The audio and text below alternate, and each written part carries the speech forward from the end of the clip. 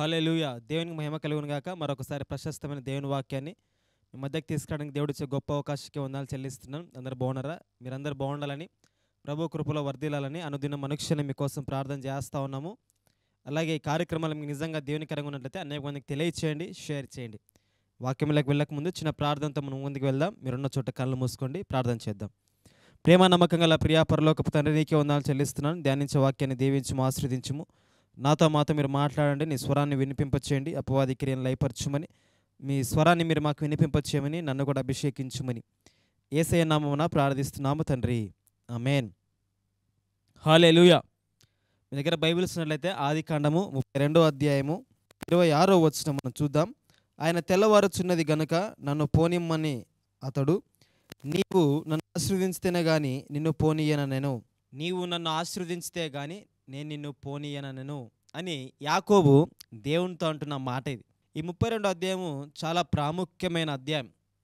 చరిత్రలో ఒక చాలా లెక్కించదగిన అధ్యాయం. ఎందుకంటే ఒక మోసగాడు దేవుని బిడ్డగా మారడం మన బైబిల్లో చూస్తున్నాం. మనకందరూ తెలుసు, అబ్రహాము, ఇస్సాకు, యాకోబుల దేవుడు అని మనం సంబోధిస్తూ ఉంటాం, స్తుతిస్తూ ఉంటాం. కానీ యాకోబు ఒకప్పుడు చాలా మోసగాడు. ఎంతగానో తండ్రిని మోసం చేశాడు, అన్నని మోసం చేశాడు, ఒకానొక టైంలో మామను కూడా మోసం చేశాడు. ఇలాగ తన బ్రతికంతా కూడా మోసముతో టక్కరితో నిండి ఉన్న టైంలో దేవుడు యాకోబును సంధిస్తాడనమాట. యాకోబుతో మాట్లాడాలని ప్రయత్నం చేస్తాడు, యాకోబుతో పెనుగులాడుతాడు. అదే ఈ 32వ అధ్యాయం. యాకోబు ఇశ్రాయేల్గా మారడం మనం ఈ అధ్యాయంలో చూస్తాం. ఎందుకు దేవుడు యాకోబుతో పెనుగులాడవలసి వచ్చింది, అసలు యాకోబు యొక్క స్థితి ఏంటి ఇక్కడ అనేది మనం ధ్యానిస్తూ మన జీవితానికి ఎలా ఈ వాక్యాన్ని అన్వయించుకోవాలని కూడా మనం చూద్దాం. యాకోబు గురించి మనం ధ్యానిస్తే ఈ ఆదికాండం 32వ అధ్యాయంలో యాకోబు చాలా ఆశీర్వదించబడ్డాడు. పశు సంపద చాలా ఉంది, ఆస్తి చాలా ఉంది, 11 మంది సంతానం ఉన్నారు, 2 భార్యలు, 2 ఉపపత్నులు ఉన్నారు. మించుమించుగా మొత్తము గొప్ప ఆశీర్వదించబడిన వాడిగా యాకోబు మనకు కనిపిస్తూ ఉన్నాడు. అయితే యాకోబు ఒకానొక టైంలో అన్నను మోసం చేశాడు, ఏశావును మోసం చేశాడు. కాబట్టి ఇప్పుడు అన్నతో సమాధాన పడాలని చెప్పేసి అన్న దగ్గరికి గొప్ప ఆ కానుకని ఏశావు దగ్గరికి పంపిస్తాడు.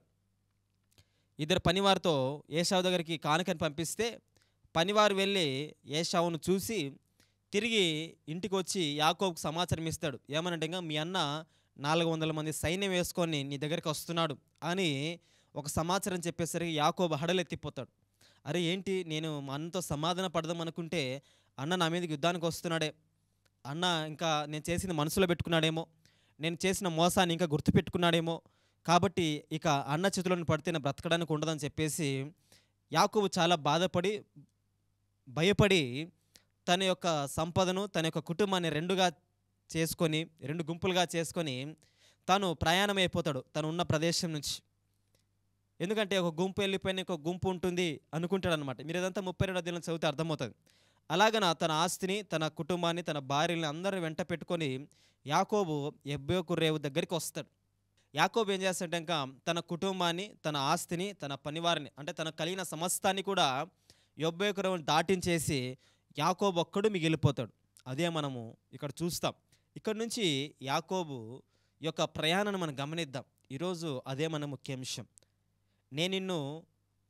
నీవు నన్ను ఆశీర్వదిస్తే కానీ నేను నిన్ను పోనీయను అని ఎందుకు అనాల్సి వచ్చింది అనేది మనం ఈరోజు ధ్యానిద్దాం. చూడండి, ఆదికాండం 32వ అధ్యాయంలో మనం చూసినట్లయితే 22, 23 మనం చూస్తే, ఆ రాత్రి అతడు లేచి తన 2 భార్యలను, తన 2 దాసీలను, తన 11 మంది పిల్లలను తీసుకొని యబ్బోకు రేవు దాటిపోయాను. యాకోబు వారిని తీసుకొని ఆ ఏరు దాటించి తనకు కలిగినదంతయు పంపివేసెను. యాకోబు ఒక్కడు మిగిలిపోయాను. ఆ ఏరు దాటించి తనకు కలిగినదంతయు పంపివేసెను. యాకోబు ఒక్కడు మిగిలిపోయాను. ఎందుకు యాకోబు ఒక్కడుగా మిగిలిపోవాల్సి వచ్చింది? ఆ మాట చెప్పబడిన తర్వాత ఎందుకు దేవుడు యాకోబుతో పెనుగులాడుతూ వచ్చాడు అనేది మనం ఆలోచించాలి. నీవు నన్ను ఆశీర్వదిస్తే కానీ నేను పోనీయను అని యాకోబు ఆ మాట అనడానికి గల కారణం ఏంటి? యాకోబుకి ఏమైనా ఆశీర్వాదం తక్కువైందా? యాకోబు యొక్క ఆస్తి చూస్తే ఇంచుమించుగా అబ్రాహాం కన్నా డబల్ ఉంటుంది ఆస్తి. అంత పశు సంపద, అంతగా సంతానం, భార్యలు, పనివారు, ఏది తక్కువ లేదు యాకోబుకి. అంతగా దీవించబడ్డాడు, అంతగా ఆశీర్వదించబడ్డాడు. సొంత అన్నకే విస్తారమైన కానుకను పంపించాడు. 32వ అధ్యాయం మీరు చదివితే దాన్ని బట్టి మీరు అర్థం చేసుకోవాలి. కానుకనే అంత విస్తారంగా పంపించంటే యాకోబు దగ్గర ఎంత ఉండాలి? కానీ ఇంతగా ఆశీర్వదించబడిన యాకోబు నీవు నన్ను ఆశీర్వదించితేగా నేను పోనీయను అని చెప్పడానికి గల కారణం ఏంటి? ఒకటే కారణం, యాకోబుకు అర్థమైంది ఈ లోక సంబంధమైన ఆశీర్వాదం కాదనుకున్నాడు. ఇంతకు మించి నేను ఏదో సంపాదించాలి, ఈ లోక సంబంధమైన సంపద కంటే, ఈ లోకంలో ఉన్న ఐశ్వర్యం కంటే నేను ఇంకా ఏదో సంపాదించాలని ఆశతో తను దేవుని అడిగాడు. ఏమని? నువ్వు నన్ను ఆశీర్వదించితే కానీ నేను పంపించను, నిన్ను వదిలిపెట్టను. యాకోబు దృష్టిలో ఈ లోక సంబంధమైన ఆశీర్వాదమే కాదు, పరసంబంధమైన ఆశీర్వాదం తనకు ముఖ్యం అనుకున్నాడు. ఎందుకు ఆ మాట అనుకున్నాడు? ఎందుకంటే తను గ్రహించాడు, ఎంత ఆశీర్వాదం ఉన్నా, ఎంత సంపద ఉన్నా, ఎంతమంది భార్యలున్నా, ఎంతమంది పిల్లలున్నా, ఎంత ఆస్తి ఉన్నా కానీ తను సంతోషించింది లేనే లేదు. ఇదే యాకోబు సాక్ష్యం ఇస్తాడు, నా కన్నులకు నిద్ర కరువైంది, నేను బ్రతికిన దినములన్నీ కూడా, నా యాత్రా దినములన్నీ కూడా నాకు ఆయాస్కరమైనాయి అంటాడు యాకోబు. ఏమండి, ఇంత ఆస్తి సంపాదించి, ఇంతమంది భార్యలు పెట్టుకొని, ఇంతమంది పిల్లలు పెట్టుకొని యాకోబు అంటున్న మాట అంటే ఇంకా నా యాత్రా దినములన్నీ కూడా ఆయాస్కరమైనవి అన్నాడు. ఎందుకు తన డబ్బు తనకు సంతోషం ఇవ్వలేదా? 4 భార్యలు సంతోషం ఇవ్వలేదా? 11 మంది పిల్లలు సంతోషం ఇవ్వలేదా? అర్థం చేసుకోవాలి. చాలాసార్లు మనం కూడా మనకు కలిగి ఉన్న దాన్ని బట్టి మనం అనుకుంటాం, డబ్బు ఉంటే సంతోషం ఉంటుంది కదా, ఆస్తి ఉంటే సంతోషం ఉంటుంది, బిల్డింగ్ ఉంటే సంతోషం ఉంటుంది, ఇల్లు ఉంటే సంతోషం ఉంటుంది, రకరకాలుగా మనం అనుకుంటాం ఈ లోకం నుండి ఆశీర్వాదాలు ఉంటే మనకు సంతోషం ఉంటుందని. కానీ ఈ లోకం నుండి ఆశీర్వాదాలు బట్టి మనకు సంతోషం దొరకడం చాలా గగనం. ఒకవేళ అదే నిజమైతే ఆత్మహత్యలు ఎందుకు జరుగుతున్నాయి చెప్పండి? ఈ లోకంలో ఉండే ఆశీర్వాదాలు ఏవి కూడా మనిషిని తృప్తిపరచలేవు. నువ్వు ఎంత సంపాదించినా తెలియని లోటు, తెలియని వేదన మనిషి హృదయంలో వేటాడుతూనే ఉంటుంది. కాబట్టి యాకోబు ఎంతో సంపద కలిగిన వాడైనప్పటికీ, దేవా నీవు నన్ను ఆశీర్వదిస్తేనే కానీ నేను ఈరోజు పోనీయను అని రాత్రంతా దేవునితో పెనుగలాడాడు యాకోబు. ఒక్కడుగా మిగిలిపోయాను. నువ్వు దేవునితో ఎన్కౌంటర్ కావాలంటే, దేవుడు నీతో మాట్లాడాలంటే, దేవుని స్వరం నీకు వినపడాలంటే, దేవుని యొక్క చిత్తం ఏంటో తెలుసుకోవాలనుకుంటే నువ్వు ఒక్కడిగా మిగిలాలి. దేవుడు ఎప్పుడు కూడా గుంపుగా పనిచేయడు, ఒక్కడిగా ఉన్నప్పుడే తన స్వరాన్ని వినిపిస్తాడు. మోషేతో ఒక్కడిగా ఉన్నప్పుడు మాట్లాడాడు పొదలో, సమూయేలుతో మందిరంలో ఒక్కడిగా ఉన్నప్పుడు మాట్లాడాడు, అబ్రహాంతో ఒక్కడిగా ఉన్నప్పుడు మాట్లాడాడు. కాబట్టి దేవుడు ఎవరితో అయినా మాట్లాడాలనుకుంటే ఒక్కడిగా ఉన్నప్పుడు మాట్లాడతాడు. సౌలు దమస్కు మార్గం గుండా వెళ్తున్నప్పుడు సౌలుతో మాట్లాడుతూ వచ్చాడు. అక్కడ రాయబడి చుట్టూ ఉన్న వారికి ఆ స్వరం వినపడలేదట. ఒక్కడితో దేవుడు మాట్లాడుతాడు. మనం చాలాసార్లు దేవుని స్వరం వినాలనుకుంటా, కానీ we are busy with many things అనమాట. మనం చాలాసార్లు రకరకాల విషయాలతో బిజీగా ఉంటాం. దేవుడు అలాగే మాట్లాడు. దేవునితో నువ్వు మాట్లాడాలంటే, ఆయన స్వరం నీకు వినపడాలంటే నువ్వు చాలా ఏకాంతంగా ఈ లోక సంబంధించిన వాటన్నిటిని పక్కన పెట్టేసి పీస్ ఆఫ్ మైండ్తో, చాలా ఏకాగ్రతతో ప్రార్థనాపూర్వకంగా దేవుని సన్నిధికి వస్తే దేవుడు నీతో మాట్లాడడానికి సిద్ధంగా ఉంటాడు. యాకోబు ఒక్కడిగా మిగిలిపోయాను అన్న మాట రాసిన తర్వాతనే దేవుడు యాకోబుతో పెనుగలాడడం స్టార్ట్ చేశాడు. ఇక్కడ నేను ఒక మాట చెప్తున్నాను, దేవుడు యాకోబుతో పెనుగలాడడం స్టార్ట్ చేశాడు. యాకోబు కాదు పెనుగలాడింది, దేవుడు పెనుగలాడాడు. చూడండి అక్కడ రాయబడ్డది స్పష్టంగా, యాకోబు ఒక్కడు మిగిలిపోయాను, ఒక నరుడు తెల్లవారు వరకు అతనితో పెనుగులాడాను. ఒక నరుడు తెల్లవారు వరకు అతనితో పెనుగులాడాడు. ఒక నరుడు, ఇక్కడ నరుడు అంటే దేవుడు. ఎలా చెప్తావు అన్న దేవుడు అనొచ్చు మీరు. చూడండి అక్కడే ఆదికాండం 32వ అధ్యాయంలో ఉంటుంది, 28వ వచనం. అప్పుడు ఆయన, నీవు దేవునితోనూ మనుషులతోనూ పోరాడి గెలిచితివి. నువ్వు దేవునితో మనుషులతో పోరాడి గెలిచావు. కాబట్టి యాకోబు పోరాడింది ఎవరితో? దేవునితో పోరాడాడు. దేవుడే యాకోబుతో పోరాడాడు. ఎందుకు? దేవునికి యాకోబుతో అవసరం ఉంది. కొన్నిసార్లు దేవుడు బలవంతంగా మనతో కొన్ని పనులు చేయిస్తాడు. ఎందుకంటే ఆయనకు నువ్వు నేను పని చేయాలి. యాకోబుకి విడవబడితే దేవుని రాజ్యం కట్టబడేది కాదు. యాకోబు ఇశ్రాయేల్గా మార్చబడకపోతే ఇశ్రాయేల్ జనాంగం బయటకు వచ్చేది కాదు. యాకోబు మారకపోతే 12 గోత్రాలు దేవునికి అంకితం అయ్యేవి కాదు. 12 గోత్రాలు దేవుని రాజ్యం చేత కట్టబడకపోతే యేసుక్రీస్తు ఆ వంశావళిలోంచి వచ్చేవాడే కాదు. కాబట్టి యేసుక్రీస్తు పుట్టక జరగాలంటే యాకోబు ఇశ్రాయేల్గా మార్చబడాలి. మోసగాడు పవిత్రుడుగా దేవునితో పోరాడువాడుగా మార్చబడాలంటే ఇంకా యాకోబు ఒక్కడిగా మిగిలిపోవాలి. యాకోబు తను కలిగినంత విడిచిపెట్టబడాలి. యాకోబు దేవునితో పెనుగులాడాలంటే, దేవునితో పోరాడాలంటే యాకోబు 0 కావాలి, 0 కావాలి. చాలాసార్లు మనము హీరో కావాలనుకుంటాం, కానీ దేవునికి 0లా కావాలి. వాక్యం సెలవిస్తుంది, ఆయన బుద్ధిహీనులను, వెర్రివారును, బలహీనులను, జ్ఞానం లేని వారిని, వెర్రి వారిని ఏర్పరచుకున్నాడంట. యేసుక్రీస్తు 12 మంది శిష్యులలో ఇంచుమించుగా 7 మంది చేపలు పట్టేవారే, విద్యావంతులు ఎవరు కాదు. దాన్ని బట్టి మీరు అర్థం చేసుకోవచ్చు, యేసుక్రీస్తు వారికి నీ విద్యార్హతలు కానీ, నీ జ్ఞానం కానీ, నీ ఆస్తి కానీ, నీ డబ్బు కానీ, నీ పదవితో కానీ ఆయనకి పని లేదు.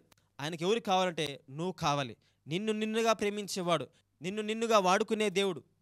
కాబట్టి దేవునికి నువ్వు కావాలి, నీ ఆస్తి అక్కర్లేదు. యాకోబు అనండి వచ్చు, ప్రభా నా ఆస్తి అంతా తీసేసుకొని ఆయన, నా పిల్లలంతా తీసుకో, నన్ను ఆశీర్వదించు అని అనుండొచ్చు యాకోబు. కానీ యాకోబు ఆ మాట అనలేదు. యాకోబు ఏమన్నాడు, అందరి దాటించేసి తనకు కలిగినదంతా కూడా దాటించేస్తాడంట. ఇన్ని రోజులు దానికోసమే పోరాడాడు. 20 సంవత్సరాలు తన మామ లాబాన్ దగ్గర పోరాడాడు. 7 సంవత్సరాలు రాహేలు కోసము, 7 సంవత్సరాలు మళ్ళీ రాహేల్ కోసమే, ఆ తర్వాత 6 సంవత్సరాలు మంద కోసం పనిచేశాడు. 20 సంవత్సరాలు తన మామ దగ్గర యాకోబు పనిచేస్తే యాకోబు యొక్క సంపద ఎంతగానో వృద్ధి చెందింది. యాకోబుని బట్టి లాబాను దీవించబడ్డాడు. యాకోబు ఎక్కడుంటే అక్కడ దీవెన ఉంది. అయితే యాకోబు దృష్టిలో అది సంపదగా పరిగణించబడలేదు. ఒక టైం వచ్చేసరికి తన జీవితపైన తన విరక్తి వచ్చేసింది. ఎందుకంటే ఒక గిల్టీనెస్ తనకు వచ్చేసింది. ఏంటంటే ఇక నేను నా అన్నను మోసం చేశాను, నేను మా నాన్నను మోసం చేశాను, నేను మా మామను మోసం చేసేసాను అనే పశ్చాత్తాపం తనకు కలగడం స్టార్ట్ చేసింది. ఎప్పుడైతే అన్న యుద్ధానికి వస్తున్నాడని తనకి అర్థమైందో భయపడ్డాడు. ఇక నా బ్రతుకు నాశనమే, మా అన్న నన్ను చంపేస్తాడు అని చెప్పేసి బాధపడుతున్న టైంలో యాకోబు ఒక్కడుగా మిగిలిపోయాడు. అప్పుడు ఒక్క నరుడు తెల్లవారు వరకు యాకోబుతో పెనుగులాడాడు. దేవుడే యాకోబుతో పెనుగులాడాడు. ఎందుకంటే యాకోబు దేవుని బిడ్డ, యాకోబు దేవుని సొత్తు అయి ఉంటున్నాడు. నువ్వు కూడా దేవుని సొత్తు. ఒకసారి దేవుడు మనతో పెనుగులాడతాడు, ఒకసారి దేవుడు మనతో పోరాడుతాడు. ఎందుకంటే దేవునికి నువ్వు కావాలి. నేను నిన్ను ఆశీర్వదిస్తా అని దేవుడు వాగ్దానం ఇచ్చాడు యాకోబుకి. బేతేలు అనే ఒక ప్రాంతంలో, భూమి యొక్క వంశములను నీ మూలంగా, నీ సంతాన మూలంగా నేను ఆశీర్వదిస్తానన్నాడు యాకోబుతో దేవుడు. ఒకరోజు రాత్రి కల వచ్చింది యాకోబుకు. ఆకాశం మిచ్చిన దూతలు పైనుంచి కిందికి, కింది నుంచి పైకి ఎక్కుతా దిగుతా అన్నప్పుడు యాకోబు దర్శనం చూసి నిశ్చయంగా ఈ స్థలం మీద దేవుడు ఉన్నాడని చెప్పేసి ఆ స్థలానికి బేతేల్ అని పేరు పెట్టాడు. మనోడు ఆ దర్శనం మర్చిపోయి లోక సంబంధమైన ఆశీర్వాదాల వెంట పరిగెత్తుతూ, లోకంలోనే జీవిస్తూ, భార్యల కోసం, పిల్లల కోసం, ఆస్తి సంపాదన కోసం 20 సంవత్సరాలు గడిచిపెట్టేశాడు. 20 సంవత్సరాలు గడిచిపోయాయి. చివరికి అర్థమైంది కనుక ఇదేది నాకు సంతోషాన్ని ఇవ్వలేదు, ఇదేది నాకు ఆనందాన్ని ఇవ్వలేదు, అసలు నా దర్శనం ఏంటి, అసలు నా పిలుపు ఏంటి అని ఒక్కసారి తాను వెనక్కి తిరిగి చూసుకుంటే ఇదంతా వ్యర్థం అనుకున్నాడు. అప్పుడు యాకోబు ఒక్కడిగా మిగిలిపోయాను. ఎప్పుడైతే యాకోబు ఒక్కడిగా మిగిలిపోయాడో then God started to work. ఎప్పుడైతే నువ్వు ఒక్కడిగా మిగిలిపోతావో, అంటే ఈ లోకం పట్ల నీకు ఆశ చనిపోతుందో, ఈ లోకానికి నువ్వు ఎప్పుడైతే సిలువ వేయబడతావో, ఈ లోకం నష్టంగా ఎప్పుడైతే ఎంచుకుంటావో, అప్పుడు దేవుడు పని చేయడం స్టార్ట్ చేస్తాడు. ఏ దాసుడు 2 యజమానులకి దాసుడుగా ఉండలేడట. దేవునికి సిరికి దాసులుగా ఉండలేం. అంటే 1 కెనాట్ సర్వ్ 2 మాస్టర్స్ అంట. ఒకడు 2 యజమానులకు దాసుడుగా ఉండలేడు. ఇప్పుడు యాకోబుకి ఒక్కటే ఛాన్స్ ఉంది. ఒకటి లోకం ఆశీర్వాదం, 2 ప్రభువుతో పోరాడి పర సంబంధమైన ఆశీర్వాదం. యాకోబు ఇప్పటికే లోక సంబంధమైన ఆశీర్వాదం అనుభవించాడు, కానీ అందులో తనకు సంతోషం లేదు. రాహేలుతో, లేయాతో తను ఎంతగానో హింసించబడ్డాడు. ఇన్ సెన్స్ 2 భార్యల మధ్యలో తను ఎంతో నలిగిపోయాడు. పిల్లలతో అయితే చాలా నలిగిపోయాడు, చాలా ఇబ్బంది పడ్డాడు.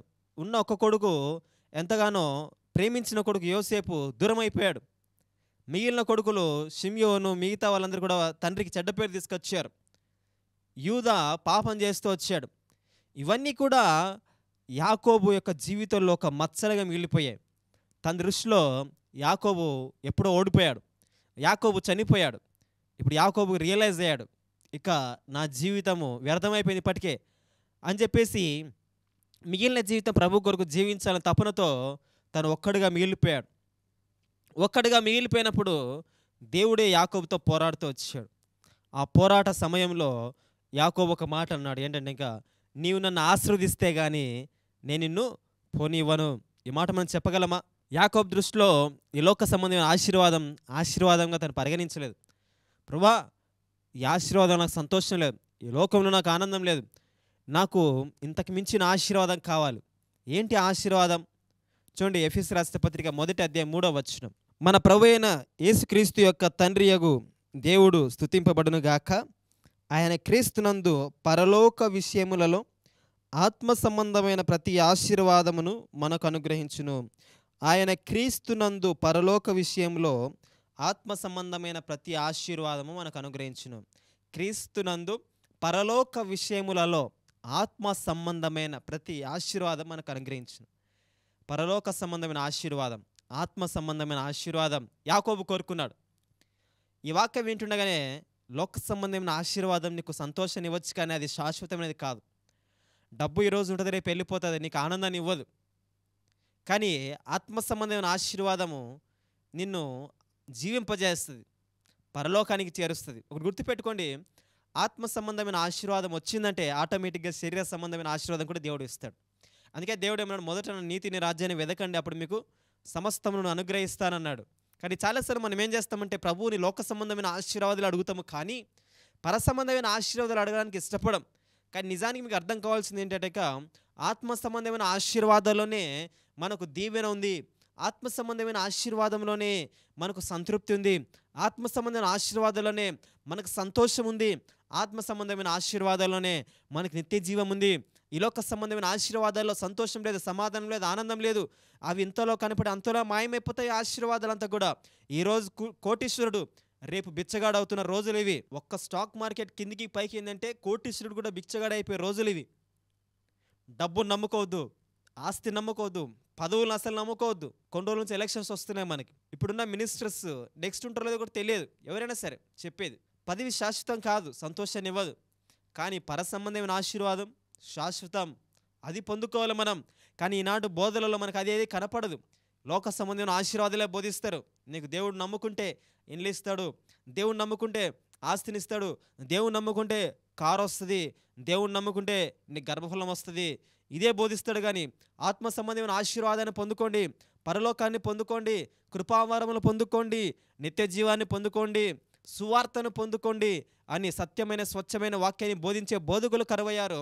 అటువంటి వాక్యాన్ని విని విశ్వాసులు కరువయ్యారు. ఎంతసేపు ఆశీర్వాదం ఆశీర్వాదం అనే భజన బ్యాచ్ వైపే తిరుగుతారు, కానీ పరసంబంధమైన ఆశీర్వాదాలు బోధించి పరలోకం గురించి బోధించే బోధకుల దగ్గరికి నేటి విశ్వాస సమాజం రావడానికి ఇష్టపడడం లేదు. చాలా దౌర్భాగ్యమైన రోజులు మనం బ్రతుకుతుంటున్నాం. యాకోబుకు అర్థమైంది లోక సంబంధమైన ఆశీర్వాదం సంతోషాన్ని ఇవ్వలేదని. నువ్వు ఎప్పుడు తెలుసుకుంటావు? ఇంకా లోక సంబంధమైన ఆశీర్వాదాలు పరిగెడుతున్నావా? అవి నీకు సంతోషాన్ని ఇవ్వలేవు. నువ్వు ఎంత సంపాదించి నీకు తృప్తి రాదు. కానీ పర సంబంధమైన ఆశీర్వాదం నీకు తృప్తిని కలగజేస్తుంది. భక్తులు పొందుకున్నారు అవి. అబ్రహాం, ఇస్సాకు, యాకోబులు పొందుకున్నారు అవి. అబ్రహాము ఎంత కోటీశ్వరుడు అంటే లెక్కలేనంత విస్తారమైన పశు సంపద కలిగిన వాడు. ఇస్సాకు కరువు దేశంలో పంటేసి నూరంతల ఫలం పొందినవాడు. యాకోబుకైతే కొలతలేదు. ఇంకా దావీదు గొప్ప రాజు, సొలొమోను గొప్ప మందిరం కట్టిన జ్ఞాని రాజు. వీళ్ళందరూ ఏం పేదలు కాదు, ధనికులే. కానీ వారంతా కూడా ప్రభు పైన దృష్టి ఉంచారు.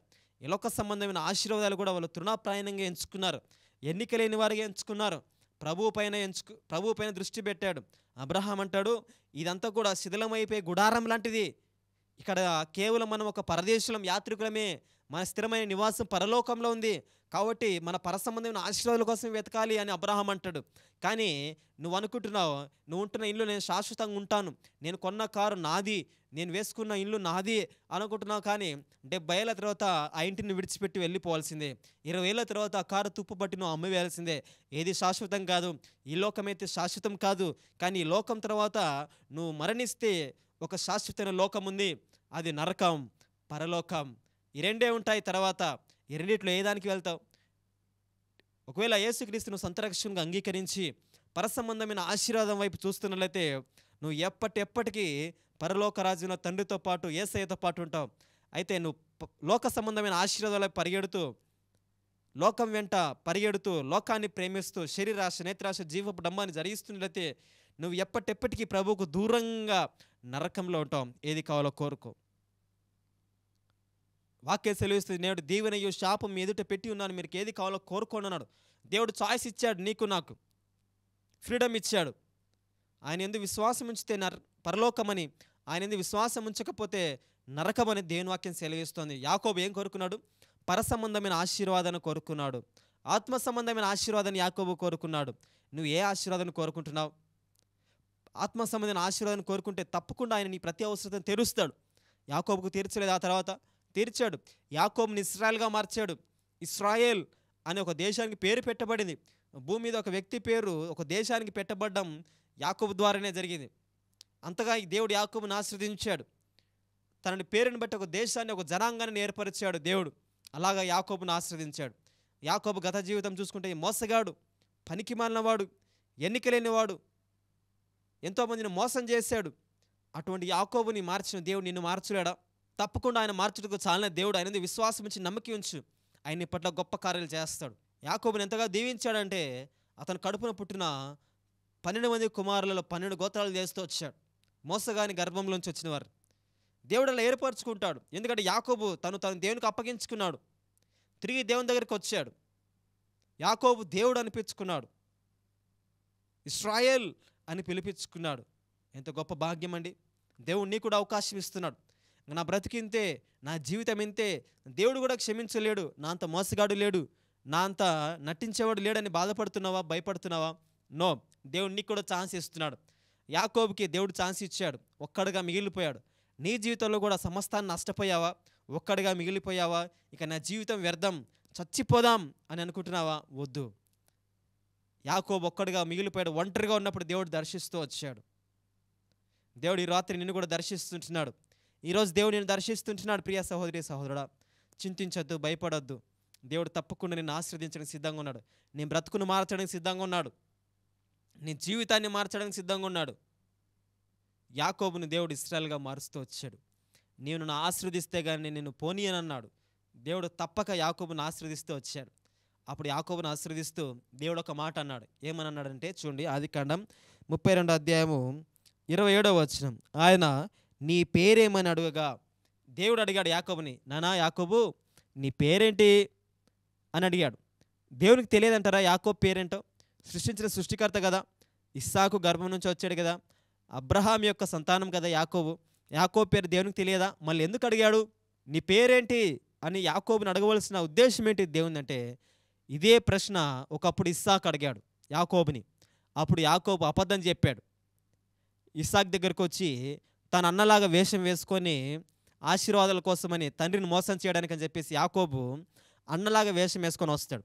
అప్పుడు ఇస్సాకు అడుగుతాడు, ఎవరు నువ్వు, నీ పేరేంటి అంటే ఇంకా యాకోబు అంటాడు, నేను ఏశావుని అని అబద్ధం ఆడతాడు అనమాట. అది దేవుడు యాకోబు గుర్తు చేయాలనుకున్నాడు.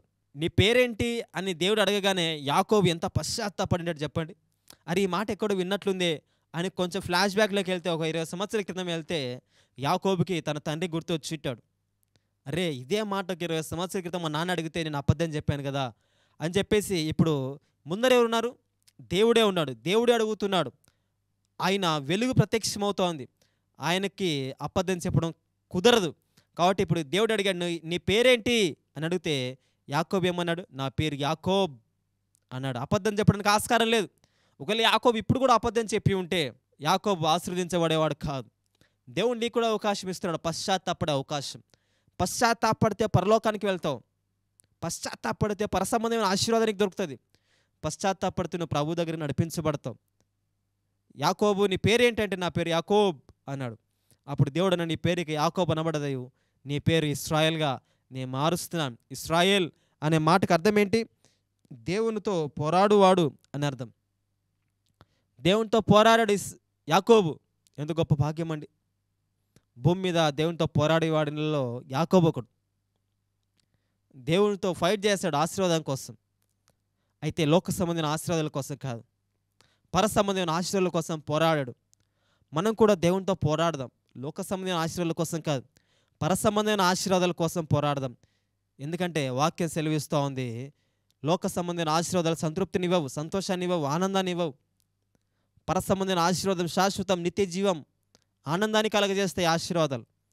కాబట్టి యాకోబు ప్రభు దగ్గరికి వచ్చాడు, పోరాడాడు. యాకోబు నీ పేరేంటి అడిగితే నా పేరు యాకోబు అన్నాడు. యాకోబుని దేవుడు ఇశ్రాయేలుగా మారుస్తూ వచ్చాడు.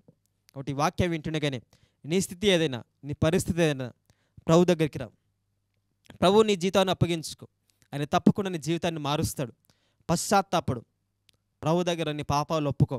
ఆయన కనికరం ఇస్తాడు, ఆయన నేను ఆశీర్వదిస్తాడు, ఆయన నేను హెచ్చిస్తాడు. ఇంకెంతకాలం లోకం వైపు పరిగెడతావు? ఇంకా ఎంతకాలం లోకం మీద సంతోషిస్తావు? ఇంకెంతకాలం లోకంలో ఆనందిస్తావు? ఈ లోకాన్ని తృప్తినివ్వదు, ఈ లోకం సంతోషాన్నివ్వదు. కానీ ఈ పరసంబంధించిన ఆశీర్వాదం నీకు సంతోషాన్ని ఇస్తుంది. కాబట్టి నువ్వు ఈ వాక్యం వింటుండగానే ఒక్కడిగా మిగిలిపోయావా? చింతించద్దు, బాధపడద్దు, భయపడద్దు. లోకమంతా వెలివేసిన నా దేవుడు నిన్ను వెలివేయడు. లోకమంతా నిన్ను బలహీనంగా చూసిన నా దేవుడు నిన్ను బలవంతుడుగా చూస్తున్నాడు. లోకమంతా నిన్ను నీచులుగా చూసిన నా దేవుడు నిన్ను గనుడుగా చూస్తుంటున్నాడు. దేవుని దృష్టిలో మనం ఎప్పుడు కూడా చాలా గొప్పవారమే అండి. దేవుని దృష్టిలో మనం ఎన్నికలేని వారం కాదు. ఎందుకంటే ఆయన తన పోలిక చెప్పున తన స్వరూపం ముందు నిన్ను నన్ను చేసుకున్నాడు. ఆయనకి నువ్వంటే నేనంటే చాలా ఇష్టం. నువ్వు నేను దూరంగా ఉండాలని ఆయన ఇష్టపడు. మనం ఏకమై ఉండాలని, మనం ఎప్పటికీ కలిసి ఉండాలని ఆయనకు చిత్తమైంటినది. యాకోబును దేవుడు పోగొట్టుకోవడానికి ఇష్టపడలేదు. యాకోబు కావాలనుకున్నాడు. అందుకే దేవుడే యాకోబుతో పోరాడుతూ వచ్చాడు. కాబట్టి యాకోబును మార్చాడు. యాకోబు నిత్య జీవానికి నడిపించాడు. యాకోబు దేవుడు అని పిలిపించుకున్నాడు. యాకోబుని ఇశ్రాయేలుగా మారుస్తూ వచ్చాడు. ఒక మోసగాన్ని పశ్చాత్తాపడే విధంగా చేశాడు. కాబట్టి ఈ వాక్యం వింటుండగానే నువ్వు ఎలాంటి పాపం గుండా వెళ్తున్నప్పటికీ, ఎలాంటి స్థితిగతులు గుండా వెళ్తున్నప్పటికీ నువ్వు పశ్చాత్తాపడితే ప్రభు క్షమించడానికి సిద్ధంగా ఉంటున్నాడు. ఈ వాక్యం వింటుండగానే నువ్వు కూడా ఈ ప్రార్థన చేయగలవా? నీవు ఆశీర్వదిస్తే కానీ నేను నిన్ను పోనివ్వను అని ప్రార్థన చేయగలవా? ప్రార్థన చేయి. పరసంబంధమైన ఆత్మ సంబంధమైన ఆశీర్వాదం కోసం ప్రార్థన చేయి. లోక సంబంధమైన ఆశీర్వాదాల కోసం వద్దు. దేవుడు ఇస్తాడు అవి నీకు కావాలన్నప్పుడు. నీకంటే దేవునికి బాగా తెలుసు నీకు ఎప్పుడు ఏది ఇవ్వాలో. తొందర అవసరం లేదు. కానీ ఆత్మ సంబంధమైన ఆశీర్వాదాల కోసం ప్రయాసపడు, ప్రాకులాడు, ప్రార్థన చేయి, పోరాడు దేవునితో. అప్పుడు దేవుడు నీకు సంతోషాన్ని ఇస్తాడు, నెమ్మదిని ఇస్తాడు. కళ్ళు మూసుకుందామా? ప్రార్థన చేసుకుందాం. మీరు ఎన్నో చోటనే కళ్ళు మూసుకోండి. మనందరం కలిసి ప్రభుని ప్రార్థన చేద్దాం. ప్రేమ నమ్మకం గల ప్రియ పరలోకపు తండ్రి, నీకే వందనాలు. చెప్పబడిన వాక్యాన్ని దీవించు, ఆశీర్వదించు. వాక్యాన్ని ధ్యానించుంటుండగా మమ్మల్ని దీవించు, ఆశీర్వదించు ప్రభా. యాకోబుని ఎలాగైతే ఆశీర్వదించారో మమ్మల్ని కూడా మీరు ఆశీర్వదించని ప్రార్థిస్తున్నాను.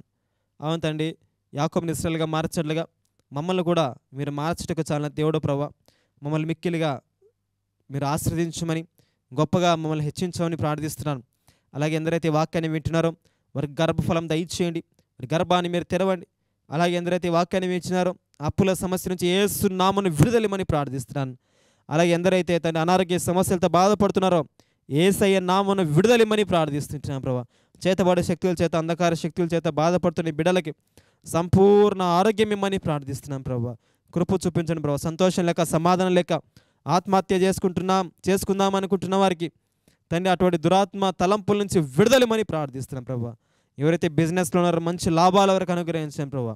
కుటుంబ సమస్యలతో, భార్యాభర్తల గొడవలలో ఉన్న కుటుంబాలకి ఆదరణ అనుగ్రహించాం ప్రభా. తిరిగి వారిని ఏకం చేయమని ప్రార్థిస్తున్నాం. సహాయం చేయండి ప్రభా. ఇలా తండ్రి చిన్న బిడ్డలకు మంచి ఆరోగ్యంలో శక్తి అనుగ్రహించని ప్రార్థిస్తూ తని మరొకసారి ఎందరైతే వాక్యాన్ని విన్నారో అందరినీ బలపరిచి మీరే సహాయం చేయమని యేసయ్య నామమున ప్రార్థించి స్తుతించి అడిగి వేడుకుంటున్నాము తండ్రి. ఆమేన్. హల్లెలూయా. నిజంగా ఈ వాక్యాలు మీకు దీవెనకరంగా, ఆశీర్వాదకరంగా అనేక మందికి తెలియచేయండి, అనేక మందికి షేర్ చేయండి. తద్వారా వారు కూడా ఆత్మీయ దీవెనలు, ఆశీర్వాదాలు కూడా పొందుకుంటారు. నిజంగా ఈ కార్యక్రమాలు ఎంతో భారభరితమైనవి, ఖర్చుతో కూడుకున్నవి. మీరు నిజంగా ఈ కార్యక్రమాలు సహాయం చేయాలని ఉద్దేశిస్తున్నట్లయితే తప్పకుండా మీరు మాకు సహాయం చేయొచ్చు. కింద మా ఫోన్ నెంబర్ ఉంది, దానికి మీరు కాల్ చేయొచ్చు. మీ ప్రార్థన అవసరాలు ఏమైనా ఉంటే మీరు మాకు తెలియచేయండి. ఎంతోమంది ఫోన్ చేస్తూ ఉన్నారు, వారి యొక్క ప్రార్థన అవసరం తెలియజేస్తున్నాం, మేము ప్రార్థన చేస్తున్నాం. అనేక మంది సాక్ష్యం కూడా ఇస్తున్నారు. మాకు పలానా జబ్బు పోయింది, పలానా వ్యక్తికి దయ్యం వెళ్ళిపోయింది, పలానా వ్యక్తి కోర్టులోంచి విడుదల పొందాడు అని ఎంతోమంది ఫోన్ చేసి వారి సాక్ష్యాలు తెలియజేస్తుంటే మేము ప్రభుని ఎంతగానో స్తుతిస్తున్నాం, మహిమపరుస్తున్నాం. కాబట్టి ప్రభు మా ప్రార్థనలు అంగీకరించి ఎన్నో అద్భుతాలు చేస్తా ఉన్నాడు. నిజంగా మీ పక్షం కూడా దేవుడు అద్భుతం చేయాలని ఆలోచిస్తున్నాడేమో. కాబట్టి ఆలస్యం చేయొద్దు, మనందరం కలిసి ప్రార్థన చేద్దాం. కిందున్న మా నెంబర్కి మీరు ఫోన్ చేయండి. తప్పకుండా దేవుడు మన కుటుంబాలను ఆశీర్వదిస్తాడు. దేవుని మహాకృప మనకందరికీ తోడై ఉండును గాక. ఆమేన్. నశించిపోతున్న ఆత్మల కోసం భారం కలిగి సత్యమైన, స్వచ్ఛమైన వాక్యం ప్రకటిస్తూ యేసే మార్గం, సత్యం, జీవం అని ఈ లోకాన్ని సవాలు విసురుతూ ప్రభు సేవలో ఆత్మల భారంతో నిరంతరం ప్రయాసపడుతున్న యవ్వన దైవ సేవకుడు బ్రదర్ నాథాన్ గారు తన పరిచర్యను కడప జిల్లాలో జరిగిస్తున్నారు. ఈ వాక్య సందేశాలు నిజంగా మీకు దీవెనకరంగా ఉన్నట్లయితే మాకు మీ అమూల్యమైన కానుకలను క్రింద ఉన్న మా గూగుల్ పే, ఫోన్పే నెంబర్కు పంపవచ్చు. మా నెంబర్ 9494 900828. మరిన్ని ప్రార్థన అవసరతలకు సంప్రదించండి 9446000828. మా చిరునామా ఏసే జీవపు ప్రత్యక్షత మినిస్ట్రీస్, మైదుకూర్, కడప జిల్లా. యేసుక్రీస్తు కృప మీ అందరికీ తోడై ఉండును గాక. ఆమెన్.